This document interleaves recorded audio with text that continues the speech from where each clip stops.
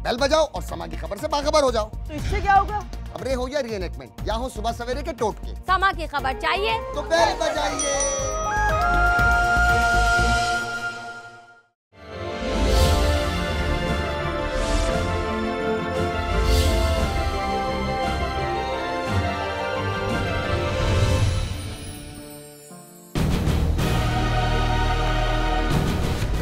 कोरंगी की राबिया के साथ पेश आया जिसे कत्ल किया गया उसके मासूम नन्हे बच्चों समेत। कत्ल होने का आधा घंटा पहले मेरे को फोन किया था मेरा बहन ने। जो कपड़ा का जो किसी है ना, किसी लेके मारा, ऐसे बेदरी से मारा।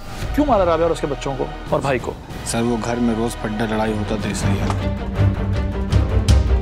अभी तो इन्वेस्टिगेशन चल रही है, वही इन्वेस्टिगेशन वाले क्लियर बताएंगे।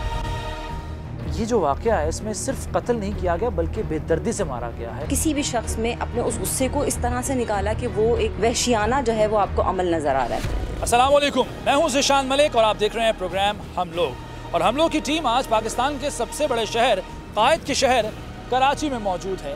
कराची आने की वजह कराची के अवाम है। कराची के अवाम को यूँ तो बहुत से मसाइल का सामना है, लेकिन उन्हें अमन व अमान की मखदूश सूरत हाल सर फहरिस्त है। बहुत से जराइम के वाक़यात यहाँ पेश आते हैं और दीगर शहरों की तरह यहाँ पर भी जराइम की शरह बढ़ती ही जा रही है, काबू में नहीं आ रही। ऐसा ही एक वाक़या कोरंगी की राबिया के साथ पेश आया जिसे कत्ल किया गया उसके मासूम नन्हे बच्चों समेत। राबिया को किसने कत्ल किया, कौन उसकी जान का दुश्मन था, तमाम तर तफसीलात जानने के लिए हम लोग की टीम यहाँ पहुँची है। इस केस की गुत्थियाँ सुलझाएंगे और आप तक पहुँचाएंगे। नाज़रीन, इब्राहिम हैदरी के इलाके में मौजूद हूँ। समंदर के बिल्कुल किनारे पे वाक़ है इलाका और आप इसकी हालत से अंदाज़ा लगा सकते हैं कि यहाँ के मकीन कैसी ज़िंदगी बसर कर रहे हैं। यहीं पर एक क़यामत टूटी है। राबिया नाम की खातून को कत्ल किया गया। उसके घर वालों के साथ मैं बात करूँगा, उसका मैका है ये, यहाँ उनसे बात करते हैं, जानते हैं कि क्या हुआ, किसने मारा, क्यों कत्ल किया और अब इस वक्त ताज़ा सूरत हाल क्या है। तो चलते हैं राबिया के घर वालों के पास। नाज़रीन, ये वो घर है जहाँ से राबिया रुखसत हुई थी, अपने शौहर के घर गई, लेकिन वहाँ से उससे मौत मिली। ना सिर्फ उसे बल्कि उसके बच्चों को और भाई को भी कत्ल किया गया मुबैना तौर पर। ये वो FIR की कॉपी है जो मौजूद है जिसमें सारा ये वाक़या तहरीर किया गया है, फर्स्ट इन्फॉर्मेशन रिपोर्ट जिसे कहा जाता है। मैं चाहूँगा कि राबिया के घर वालों से, उसके वालिद साहब से, उसके भाई से, बहनों से बात करें, जाने के वाक़या है क्या और राबिया के बारे में ये क्या कहते हैं। आप भी वहीं थे? जी। तो क्या देखा आपने बेटा? आपकी उम्र कितनी है? मेरी उम्र 10 साल। 10 साल के आप हो। बहरहाल आपने उस दिन क्या देखा, जरा बताओगे? मैं जब आ रहा था उन लोग लड़ाई कर रहा था। कौन कौन? मेरा और मेरा बहनोई। फिर मैं आने का बाद उनका दोनों बेटा भी आया।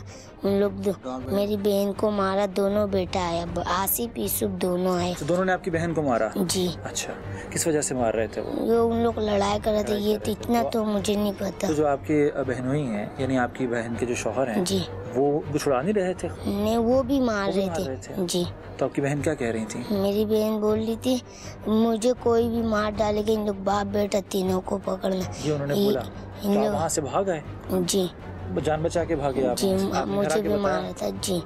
अच्छा, ठीक है। ये छोटा बच्चा 10 साल का है और ये बता रहा है आंखों देखा हाल, क्योंकि वहाँ मौजूद था जिस दिन ये वाक़या पेश आया। दर्दनाक या अफसोसनाक वाक़या पेश आया। ये अपनी बहन के घर मौजूद था, लेकिन इसका एक भाई भी वहाँ था जो कि मारा गया है, कत्ल किया गया है। आप बताएं जी, जिस दिन ये कत्ल हुआ है आपको कब इत्तला मिली और आप कहाँ थे और आप जब पहुँचे वहाँ क्या मंजर देखा, जरा बताइएगा। कत्ल होने का आधा घंटा पहले मेरे को फ़ोन किया था मेरा बहन ने। अच्छा। मैं समंदर था। अच्छा। मेरे को फ़ोन करके बोला भाई मेरे को इधर से लेके जाओ, इसका सौतला बेटा मेरे को मारना चाहता। ये आपकी बहन ने फ़ोन करके बताया? जी। अच्छा। मेरे को फ़ोन करके बोला सौतला बेटा मेरे को मारना चाहता, मेरे को लेके जाओ। मैं बोला बहन मैं तो अभी समंदर हूँ, मैं समंदर से आएगा तो आपको लेके आ जाएगा घर में। मेरे को ये बात भी बोला था मेरा बहन ने, मेरा जान के ऊपर, मेरा लड़का का जान के ऊपर कोई खतरा आएगा इस बाप बेटे को पकड़ेगा और किसी को नहीं पकड़ेगा। ने कहा कि कुछ भी होता है मुझे, ये मेरे बच्चों को, जी, तो ये जो सौतले बेटे हैं उनको पकड़ा जाए, सौतला बेटा और बाप को पकड़ा जाए और किसी को नहीं। ठीक है। ये बताएं कि कभी आपने समझाने की कोशिश नहीं की, कोई बड़े भाई मतलब हैं और भाई हैं उस खातून के? उस टाइम में मेरा बहनोई ने राबिया से मोबाइल ले लिया मोबाइल जी छीन लिया? जी। अच्छा, फिर आपसे बात की? चीन लेके मेरे से बात कर रहा, तुम कोई टेंशन नहीं लेना, मैं संभाल लेगा ये घर का मसला। अभी तक गिरफ्तार कौन कौन हुआ है? गिरफ्तार हुआ उसका यूसुफ बेटा, आसिफ बेटा गिरफ्तार हुआ और उसका मन्नान गिरफ्तार हुआ। बहनोई भी आपका गिरफ्तार जी। है और दोनों बच्चे भी गिरफ्तार, लड़के? एक बच्चा गिरफ्तार है, एक बेटा गिरफ्तार और जी। एक फरार है। एक फरार है। अच्छा, किस तरह कत्ल किया आपकी बेटी को, आपके नवासों को, आपके बेटे को किस तरह मारा? मारा जो सूर्या का जो तंबू का किल है ना, तंबू का किल है, लंबा लंबा रॉड होता है जो? रॉड और केसी जो कपड़ा का जो केसी है ना, केसी लेके मारा, ऐसे बेदरी से मारा है ना। वो तो हम तो बर्दाश्त भी नहीं हो रहा, ऐसा इस तरीका से मार। मेरा एक 6 साल का एक बच्चा है नूर मोहम्मद, है ना, एक नवासा आरिफ, वो 1 साल का है, जू बाद वो रहला, वो 3.5 साल का है ना। मेरी बेटी राबिया को कत्ल करती, ऐसा बेदरी से लोहा का डंडा लेके आना, कैसी लेके ऐसा बेदरी से कत्ल किया, ये बर्दाश्त नहीं हो रहा है। पुलिस तामन कर रही है आपके साथ? पुलिस तामन पूरा कर की उम्मीद है आपको इंसाफ मिलेगा? अभी तो तुरी से बोल रहे हैं, हम तामन करते रहेंगे, अरेस्ट करें, मेहरबानी करके, हम गरीब आदमी।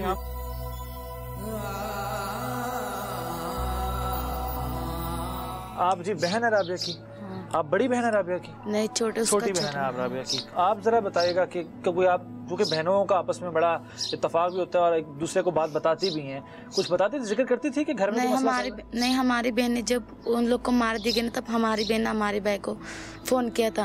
बोला भाई हमारे को मारने के लिए इन लोग सब प्रोग्राम कर रहा। अच्छा। ऐसा कहता। उस टाइम पे हमारे भाई समंदर पे, फिर हमारे भाई ने बोल रहा आप लोग का ऐसा प्रोग्राम करेगा तो हम क्या करेंगे, हम तो समंदर पे अभी आऊंगे हम लोग, ऐसा बोला। फिर उसका जो बेटा नहीं है यूसुफ, उसने ना हमारी बहन को चूरी मार के मोबाइल छीन के ले लिया, लेके ना उसका अब्बू को दिया था। उसका अब्बू ने मेरा भाई से अच्छी तरह से बात कर रहा, फिर उस दोनों बेटा ने मेरा बहन को मार रहा। उसका अब्बू वॉशरूम में जाके भाई से बात कर रहा कि आप नहीं आना, वो मसला मैं हाल कर लूँगी, ऐसा बोला। फिर हमारे भाई ने बोल रहा वो आप हाल कर लो, फिर हम कल आऊँगी समंदर से, फिर उधर जाऊँगी मैं, ऐसा बोला। देर हो चुकी थी। हाँ, ऐसा बोला था। ये वो बच्चा है, वो मासूम बच्चा आरिफ खान, जिसका ये जिक्र भी कर रहे हैं, इनका नवासा राबिया का बेटा, छोटा सा ये मासूम बच्चा है। तस्वीर आप देखिए, चेहरे पर मासूमियत है, इसका कसूर कुछ भी नहीं है। उन जालिमों ने जिस बेदर्दी से कत्ल किया है वो तस्वीर भी हैं, लेकिन मैं दिखा नहीं सकता क्योंकि उनको देखते हुए खुद मेरी आंखों में आंसू आ रहे हैं। ये तस्वीर यहाँ मौजूद हैं, हम कोशिश करेंगे कि इसको ब्लर करके किसी तरह से आपको दिखा सके ताकि आपको अंदाजा हो नाज़रीन कि कितना संगीन ये मामला है कि एक मासूम खातून, 24-25 साल की खातून जिसका कोई जुर्म नहीं था, वो अपने शौहर के घर रह रही थी और उसके सौतेले बेटों ने सिर्फ जायदाद की खातिर या किसी और भी वजह से उस औरत को कत्ल कर दिया, उसके मासूम बच्चों को मार दिया, एक बेटा एक बेटी और उस लड़की का भाई, इन सबको कत्ल किया। इनको कड़ी से कड़ी सजा मिलनी चाहिए और ये एक टेस्ट केस भी है, ना सिर्फ सिंध हुकूमत के लिए बल्कि यहाँ की जो पुलिस है, कोरंगी की जो पुलिस है, उसके लिए भी एक टेस्ट केस है कि ऐसा केस तैयार करके आगे अदालत में पेश करें कि अदालत के पास तमाम शवाहिद मौजूद है, उसकी बुनियाद पर जल्द अज जल्द फैसला हो और इन मुजरिमों को कड़ी से कड़ी सजा दी जाए। क्यों मारा राबिया और उसके बच्चों को और भाई को? सर वो घर में रोज पड्डा लड़ाई होता था इसलिए। किस चीज़ का मुंह पर पड्डा होता था? लड़ाई किस वजह से बनती थी? वो खाना पीना ही है, वो खाने पीने वजह से पड्डा होता। अभी तो इन्वेस्टिगेशन चल रही है, वो इन्वेस्टिगेशन वाले क्लियर बताएंगे कि क्या मामला है। बाप जो है अपने बच्चों को या अपने साले छोटे बच्चों को या किसी और को या अपनी बीवी को इतनी बेदर्दी से रॉड के साथ मार दिया और फिर खुद भी उसने अटेम्प्ट की खुदकुशी की।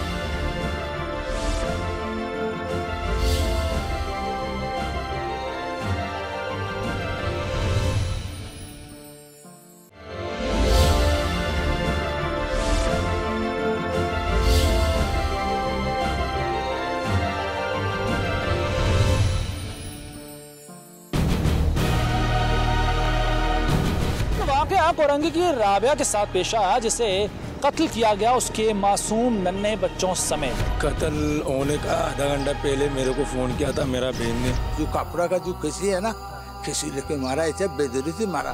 क्यों मारा राबिया और उसके बच्चों को और भाई को? सर वो घर में रोज पड्डा लड़ाई होता था इसलिए। अभी तो इन्वेस्टिगेशन चल रही है, वो इन्वेस्टिगेशन वाले क्लियर बताएंगे। ये जो वाकया है इसमें सिर्फ कत्ल नहीं किया गया बल्कि बेदर्दी से मारा गया है। किसी भी शख्स में अपने उस गुस्से को इस तरह से निकाला कि वो एक वहशियाना जो है वो आपको अमल नजर आ रहा है।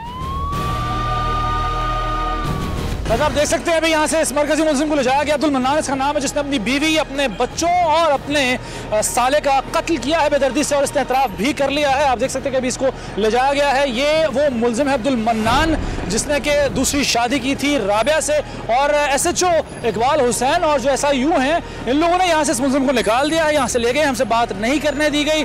और हम सिर्फ और सिर्फ ये पूछना चाह रहे थे कि आखिर क्या वजह है कि तुमने क्यों अपनी बीवी को, अपने बच्चों को क्यों मारा, क्यों कत्ल किया। लेकिन हमें SHO इकबाल हुसैन और SIU ने बात नहीं करने दी है। अब यहाँ से इस मुलजिम को ले जाया गया। आपने देखा मंजर देखा, इस शख्स के सर पे पट्टी बंधी हुई है और इसने मुबैना तौर पर खुद को भी मारा कत्ल करने के बाद अपनी बीवी और बच्चों को।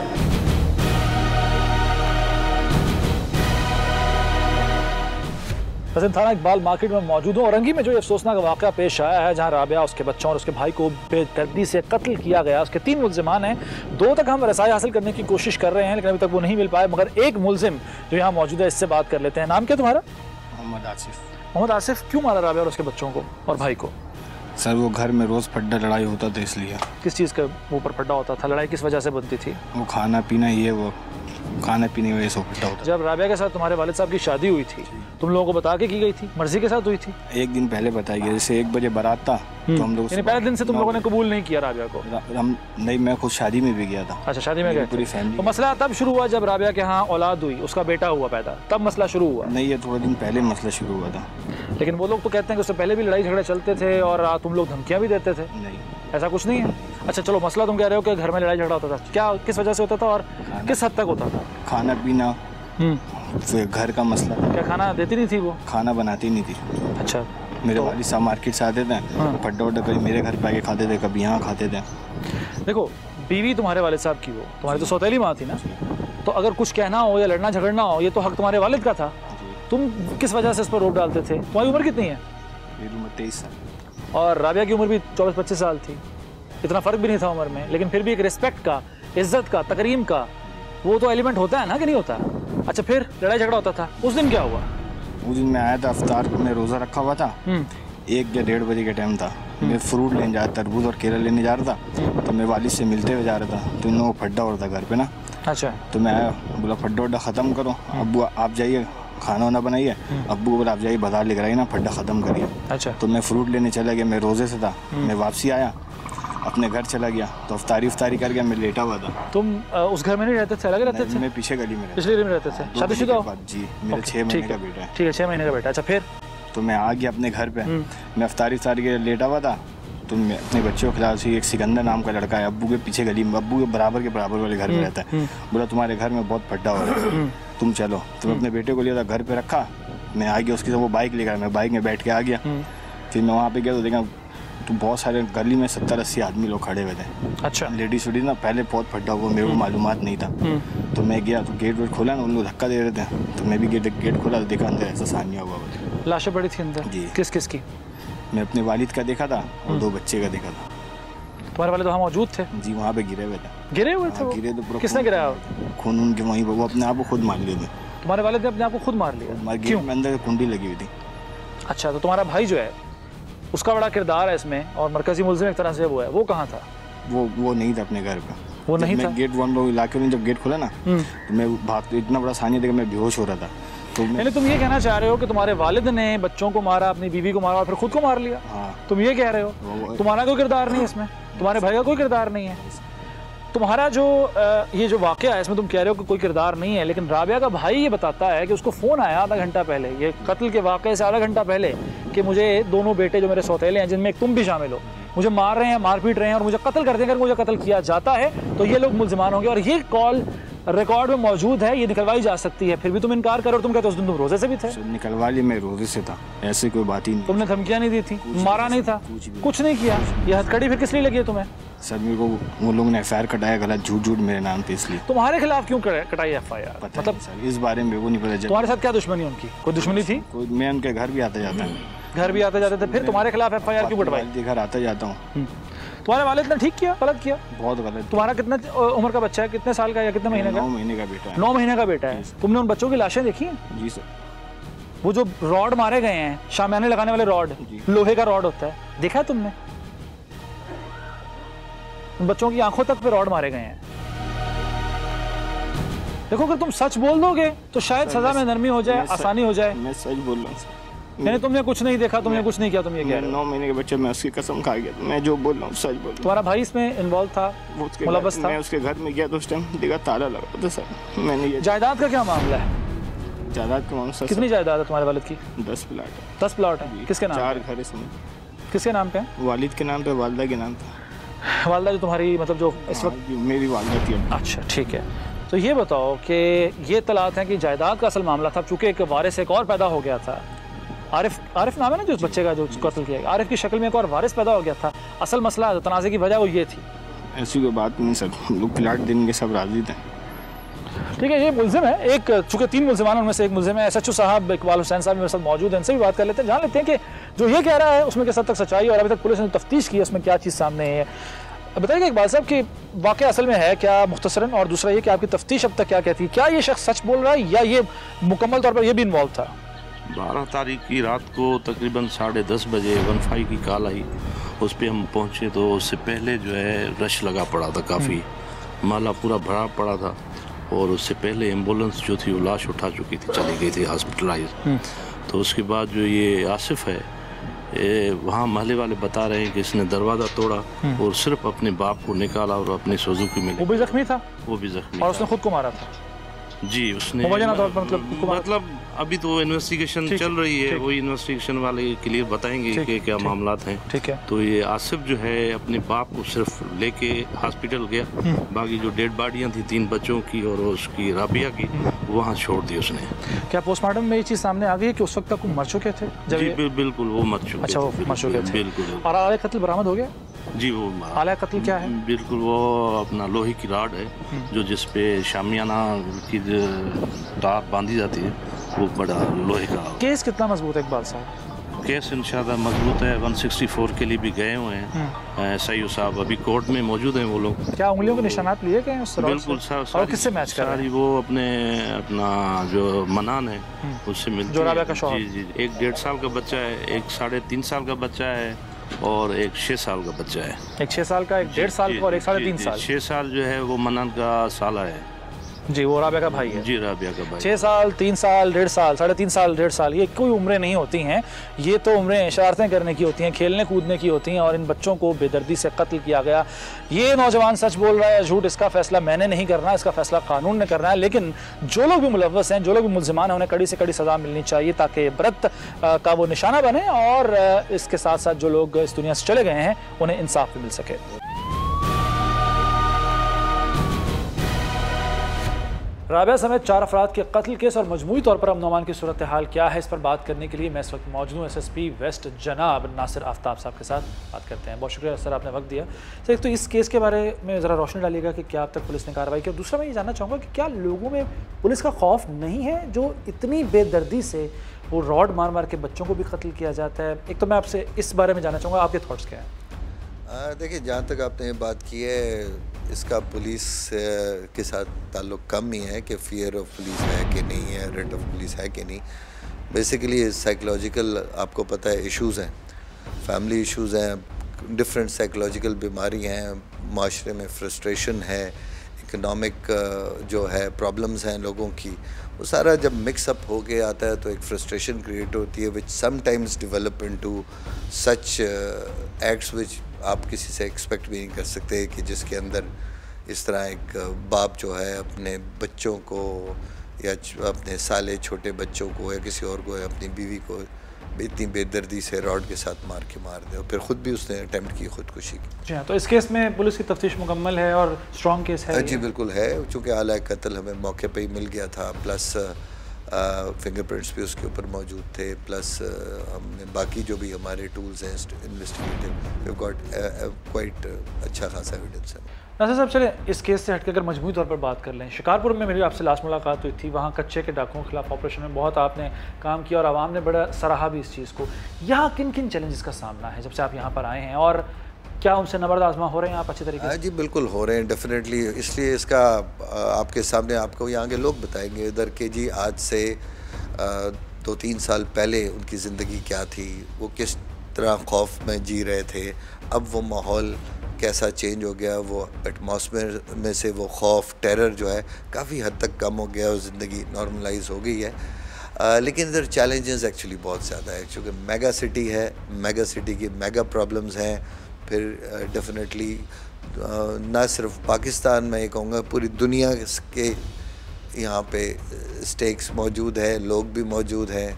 फिर टेररिज्म के हवाले से भी, चूँकि इकनॉमिक हब है पाकिस्तान की, अगर इसको डिस्टेबलाइज़ किया जाए तो उससे डेफिनेटली पूरा पाकिस्तान पे इम्पेक्ट आता है। तो ये सारे फैक्टर्स को देखते हुए, प्रेजेंट सिचुएशन को एनालिसिस करते हुए काफ़ी बेहतरी आई है जी। पुलिस का मोराल किस हद तक उसमें फ़र्क पड़ा है? क्योंकि माजी में हमने ये देखा कि पुलिस को बहुत अटैक उसका निशाना बनाया गया, उन पर बड़े हमले किए गए, बहुत से हमने बहादुर अफसर खोए भी हैं इस तरह से। अब पुलिस के मोराल पर किस हद तक फ़र्क पड़ा है? स्पेशली रेंजर्स ने आके भी कंट्रोल संभाला, आपने भी अपना काम किया, पुलिस ने भी किया, लेकिन मोराल अब कैसा है पहले से? देखिए, मोराल हमारा अप है, ऐसी कोई बात नहीं है। अगर हमारा जैसे चौधरी असलम एक शहीद हुआ तो उसके बाद 10 और, किसी ने कहा था कि आइंदा के बाद टेररिज्म पे काम नहीं होगा क्योंकि कोई और करने वाला होगा, लेकिन उसके बाद देखें फिर काम हुआ, बहुत ज़्यादा हुआ। तो पुलिस का मोराल डाउन नहीं है, अप है। अगर ठीक है, हमने माजी में बड़े नुकसान, लेकिन अब अल्लाह का शुक्र है कि वैसे हमें नुकसान नहीं मिल रहे आजकल, लेकिन अगर है तो हमारे चैलेंज को फेस करने के लिए भी तैयार है। पुलिस अब पीट है। अच्छा नासिर साहब, इस केस में एक तो वो शख्स खुद है जो राबिया का शौहर, जिसके बारे में आपने भी बताया कि उसने खुदकुशी की भी बाद में कोशिश की, तो उसका जो 164 का जो बयान है उसके बारे में ज़रा रोशनी डालिएगा। दूसरा मैं ये जानना चाहूँगा कि क्या उसके बच्चे, उसके जो बेटे हैं, अगर वो खुद सारा इल्ज़ाम कबूल कर लेते हैं अपने ऊपर, तो वो बरी हो जाएंगे और उन पर किसी किस्म को कदगन नहीं लगेगी? नहीं, ऐसी बात नहीं होती, वो तो सर्कमस्टांशियल और बाकी एविडेंस पे डिपेंड करता है। वो जो जहाँ तक उसका अपना ताल्लुक़ है, उसने अपना 164 का बयान दे दिया है, लेकिन हमें अगर कोई सर्कमस्टांशियल एविडेंस या कोई और एविडेंस ऐसा मिलेगा जो उसमें उसके बेटों को इम्प्लिकेट किया जा सके, तभी हम। क्योंकि एक छोटी सी बात जो है वो ये है कि जो मकतूला है राबिया, उसका भाई कहता है कि मुझे कॉल आई थी आधा घंटा पहले, उसकी हलाकत से, उसके कत्ल से पहले वो कह रही थी कि मुझे मारा जा रहा है मेरे सौतेले बच्चों की जानिब से। तो क्या इसका पुलिस रिकॉर्ड उसने निकलवाया है, या अगर निकलवाएंगे तो उस रिकॉर्ड की बेस पर, उस कॉल की बेस पर क्या उनको मुलविस किया जाए? देखिए, अभी तक कोई ऐसे शवाहिद ऑन ग्राउंड सामने नहीं है। क्योंकि मौके पर हम गए, कोई ऐसी जगह नहीं है कि जो बहुत कोई दूर दराज जहाँ पे घर होते हैं, गुंजान आबाद है, साथ अटैच घर है, आगे पीछे सारी दुनिया वहाँ पे मौजूद होती है। टाइमिंग भी कोई रात का 3-4 बजे का नहीं था। There were lot of people over there.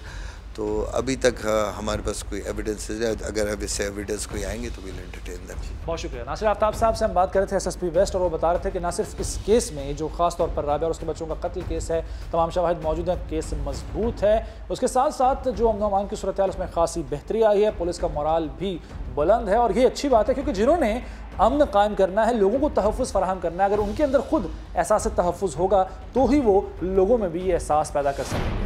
यहाँ पर जो इशू नज़र आ रहा है वो ज़्यादातर फाइनेंशियल जो है वो आपको प्रोमिनेंटली नज़र आएगा कि उसको जायदाद का जो एक कंसर्न है कि वो मेरी तरफ होनी चाहिए। हमारे माशरे का फैब्रिक इस वक्त ख़राब होता हुआ नज़र आ रहा है, हमारा माशरे का फैब्रिक बिल्कुल बिगड़ रहा है, जिसकी वजह से हमें इस किस्म के मसाइल का सामना करना पड़ रहा है।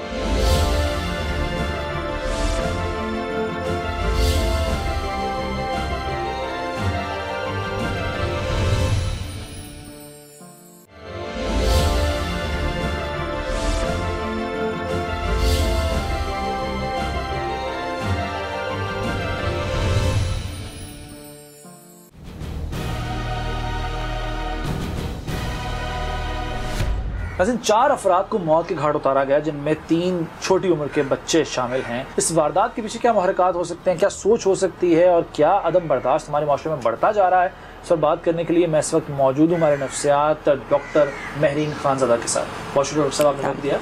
मैम, ये जो वाक़या है इसमें सिर्फ कत्ल नहीं किया गया बल्कि बेदर्दी से मारा गया है। वो जो रॉड है उससे वार किए गए हैं, और हमने तस्वीरें देखी हैं, उसमें आंखों तक पे वार किए गए छोटे बच्चों के।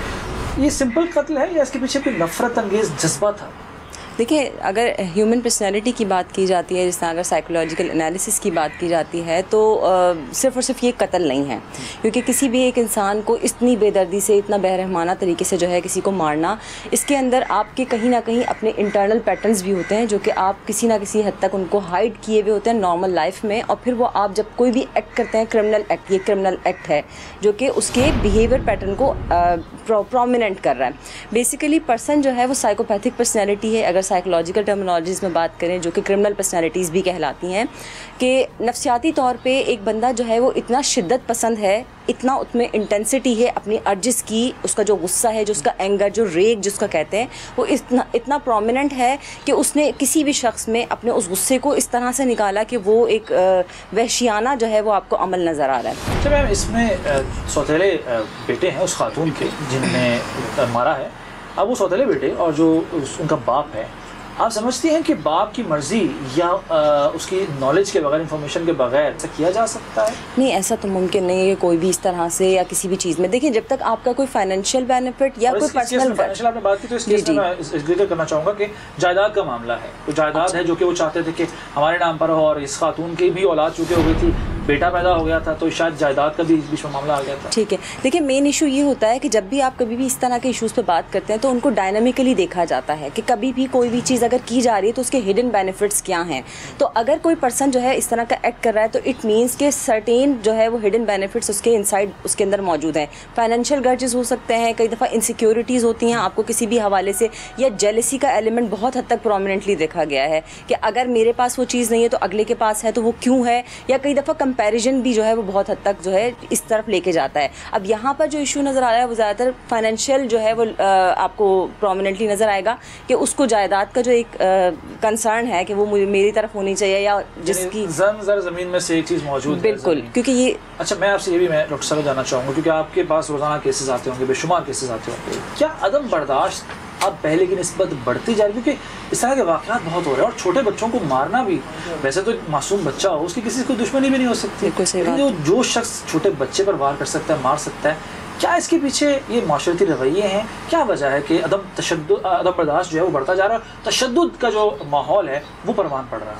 देखिए मेन बात ये होती है, हम जिस तरह से अपनी सोसाइटी को फोकस कर रहे हैं, हम इस समाज से बाहर रह भी नहीं सकते। लोग यहाँ पर जिस तरह देख रहे हैं, बहुत ही शॉर्टकट वेज में जो है वो काम कर रहे हैं, फ़ौरन हर चीज़ चाहिए हर एक शख्स को अमीर होने के लिए, या अपने आप के जो भी है, यानी एक वो चीज़ होती है ना कि आपने अपने आप को जल्द से जल्द फ़ायदा पहुँचाना है, हम डिले नहीं बर्दाश्त कर सकते, और दूसरों की तरक्की बर्दाश्त नहीं होती। बिल्कुल बिल्कुल, एक साइकोलॉजिस्ट है हमारे सिगमंड फ्रॉइड, वो ये कहते हैं कि इंसान जो है वो अपनी इड नीड्स को जो है वो बहुत फोकस किया होता है, जहाँ पर उसको अपना प्लेजर प्रिंसिपल जो है वो बहुत ज़्यादा इंपॉर्टेंट लग रहा होता है। अब हर शख्स जो है वो अपने प्लेजर प्रिंसिपल को पूरा करने की कोशिशों में लगा हुआ है। बहुत शुक्रिया डॉक्टर महरीन खानज़ादा की गुफ्तगू आपने सुनी। अवेयरनेस की ज़रूरत है, लोगों को शऊर देने की ज़रूरत है, और अगर कोई मसला या कोई परेशानी किसी के साथ चल रही है तो उसका हल भी होना चाहिए, और क्योंकि इस तरह के वाक़यात बड़े अलार्मिंग हैं, ये आंखें खोलने के लिए काफ़ी हैं, और हुकूमत के लिए भी ये एक अलार्मिंग वाक़या इस तरह से भी है कि अगर उनकी अवाम, उनकी मैं चलें अवाम ना भी कहूँ तो उनका वोटर अगर महफूज नहीं है तो फिर उनकी हुकूमत भी महफूज नहीं है।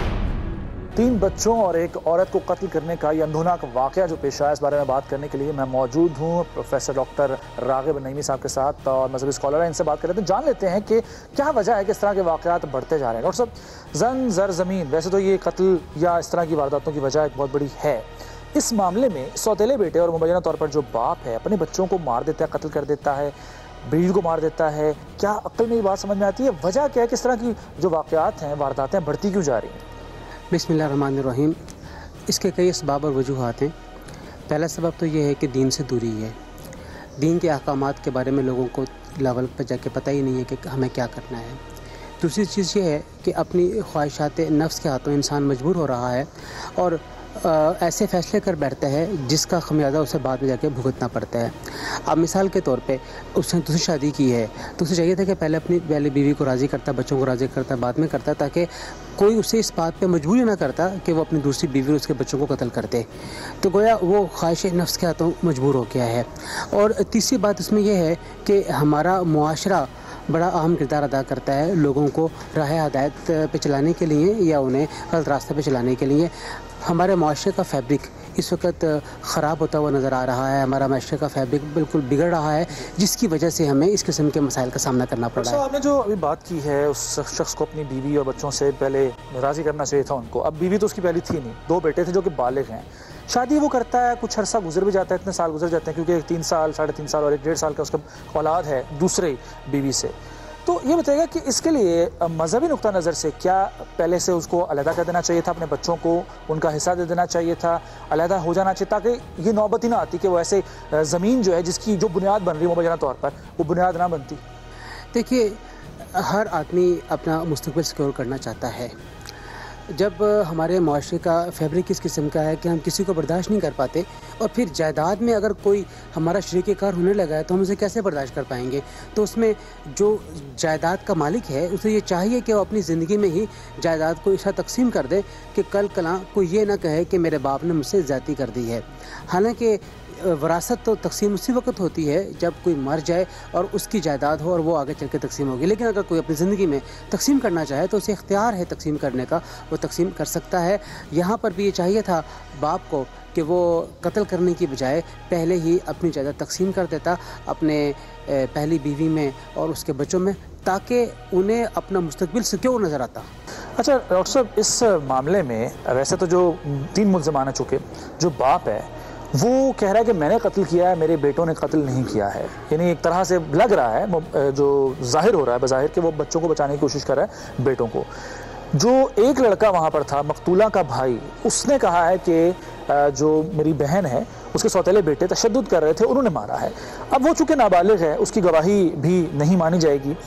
ऐसी सूरत में क्या लोगों के ज़मीर पर कोई बोझ नहीं होगा? क्या गुनाह उनके ज़िम्मे नहीं होगा? अगर वो बाप अपने आप को पेश कर देता है गुनाहगार के तौर पर और बेटों को बचा लेता है, फिर क्या है? देखिए, हमने तो ये देखा है कि जो आदमी किसी गुनाह में मुलविस होता है और गुनाह का इर्तिकाब कर बैठता है, भले से वो टैक्टिस करके अपने आप को बचा लेने में कामयाब हो जाए, लेकिन जो छूट भी जाए, लेकिन जो रिपेंटेंस है, जो उसके ज़मीर का कचावा है, वो उसको मुसलसल लगता रहता है। बेशक वो ज़ाहिरी तौर पे नॉर्मल नज़र आ रहा होगा, लेकिन अंदरूनी तौर पे इंतहाई खोखला हो चुका होता है, क्योंकि वो जो जुर्म है, वो जुर्म उसे बार बार एहसास दिलाता है, उसको स्ट्रोक करता है कि तुम मुजरिम हो, तुमने कत्ल किया है, तुम कातिल हो।